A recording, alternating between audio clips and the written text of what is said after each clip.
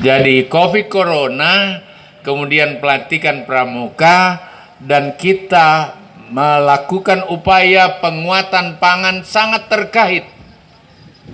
Keterkaitannya adalah keterpanggilan kemanusiaan, keterpanggilan atas nama kehidupan kebangsaan Indonesia, keterpanggilan atas nama sesama orang Sinjai, dan keterpanggilan kita sebagai siapapun kita yang harus bisa mengabdi sebagai anak Allah, orang-orang yang diberikan oleh Allah maksud saya, untuk bisa hidup saling membantu dalam kehidupan yang ada.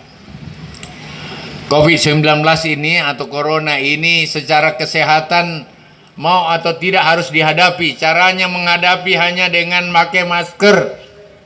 Caranya menghadapi hanya dengan menggunakan jarak, physical distancing yang cukup, atau jaga jarak yang cukup, menghindari kerumunan yang berlebihan, dan membuat penangkalan penyanggaan dengan cara apapun. Antara lain ya caranya macam-macam. Orang Sinjai paling tahu caranya untuk menghindari. Antara lain minum jamu yang banyak, makan madu, makan telur, dan lain-lain sebagainya. Itu selesai. Tapi selanjutnya dampak itu kemudian mengusik seluruh dunia. Dunia menjadi sangat lemah. Ekonomi seluruh dunia menjadi lemah. Banyak sekali orang yang PHK. Kenapa? Semua takut keluar rumah, semua takut virus, kemudian komunikasi tidak berjalan dengan lancar, terjadi locking di mana-mana, dan itu mempengaruhi ekonomi kita. Kalau begitu, kondisi ini tidak biasa-biasa Pak Sekda. Kondisi ini Pak Bupati, Pak Camat, Pak Desa, Pak Lurah, jajaran TNI dan Kepolisian, Kejaksaan, Pengadilan tidak biasa-biasa. Kondisi dunia dalam keadaan darurat. Pramukamu, Nanda, Santo, bersama semua Kak Warcap yang ada di sini sangat terkait. Pramuka itu intinya adalah kekuatan bangsa yang bagaikan oksigen yang harus dihirup oleh semua anak bangsa. Kenapa di Pramuka diajarkan berbakti pada Tuhan melalui bakti pada bangsa dengan realitanya bersama-sama rakyat untuk menghadapi semua tantangan. Ada orang tabrakan dibiarin aja. Kau tong, saya tong, nggak boleh. Pramuka mengajarkan kita peduli satu dengan lain. Dan sebagai anak bangsa, siapa lagi mau peduli keluarga kita? Siapa lagi mau peduli daerah kita? Siapa lagi mau peduli negara kita kalau bukan kita? Apalagi kalau seorang pejabat, cocok sekali. Pramuka untuk saya menjadi pramuka seumur hidup, kakak. Walaupun jabatannya saya sudah lama bilang ambil alim ini. Ya, gitu kakak Seto. Oleh karena itu, jiwa pramuka adalah peduli. Yang kedua, jiwa pramuka adalah saling bantu-membantu. We are sharing each other. Kalau ada pramuka tidak tahu bantu orang yang sakit, orang yang susah, bukan pramuka itu. Cocok sekali bagi Pak Bupati menjadi pramuka, Muspida menjadi pramuka. Kenapa? Ya, tugas dari jabatan adalah bantu untuk orang keluar dari kesulitan yang ada, kesusahan yang ada. Lihat rakyat yang cepat hidupnya bisa sejahtera adalah urus pertanian Pak Dandim, Pak Kapolres bersama dengan yang lain. Anjurkan itu. Kenapa?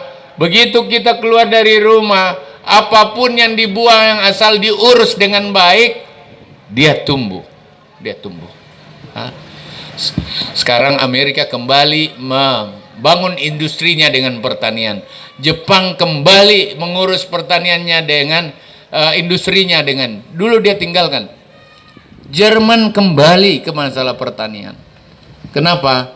Pertanian tidak mengenal krisis dunia.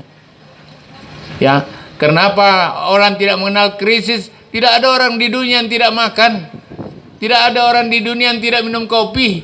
Tidak ada orang di dunia yang tidak minum coklat. Tidak ada di dunia. Makanya Pak Sekda izin Pak Gubernur di saat krisis 2 kali kemarin, orang di Jakarta, ini hari orang di Jakarta yang beli mobil motor hanya 20%, ini off the record.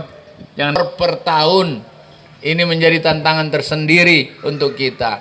Padahal kita makan sapi 1 tahun itu 700.000 ton.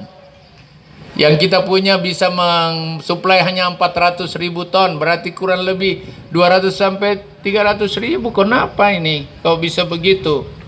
Oleh karena itu saya setuju tadi di sini kambingnya sini didenda 20% tambahan. Awas, memang kau bikin malu Kak. Pak Dirjen, tolonglah. Dan sapi di sini itu memang dari dulu luar biasa. Di Gunung Perak saya pernah lihat. Kembalikan itu. Di sini ada susu apa namanya itu? Susi.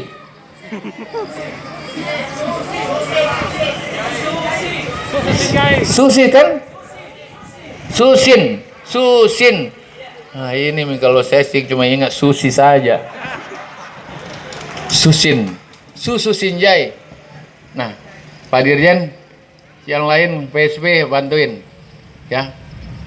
Sampai dengan industrinya bantuin tuh. Saya mau lihat. Ya, buatlah dengan kemasannya bagus. Saya mau ada di sini desa, di mana satu desa itu bisa sampai 100-200 ekor. Ya, carikan saya desanya, namanya desa peternakan. Tapi sapinya ndak boleh keluar dari sapi Belgian Blue yang besar, yang besar-besar Pak Bupati.